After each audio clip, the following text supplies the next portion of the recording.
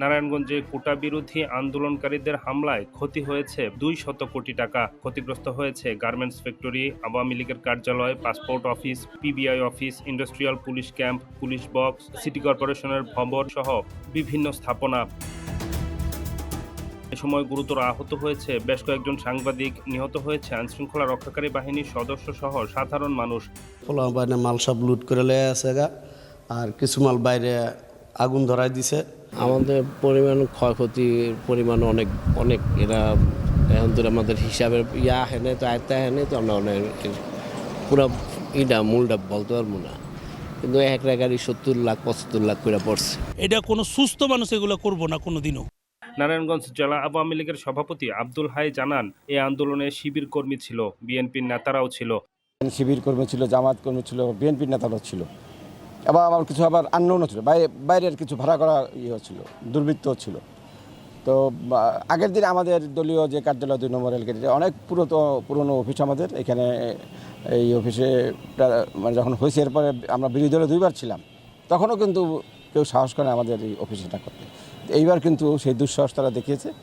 আমাদের ওইখানে এসি ছিল নিচে 6টা, উপরে 4টা, সবগুলি তারা ভেঙে তছনছ করে দিয়েছে।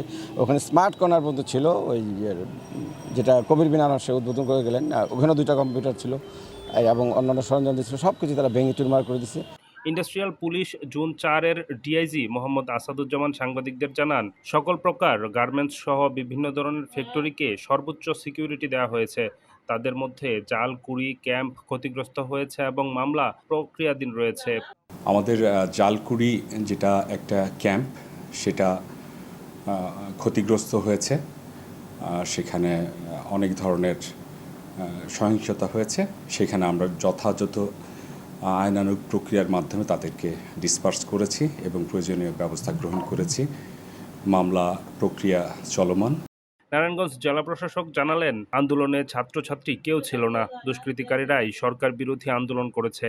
তারা বিভিন্ন সরকারি বেসরকারি স্থাপনায় হামলা চালিয়েছে এবং প্রায় 200 কোটি টাকা ক্ষতি হয়েছে।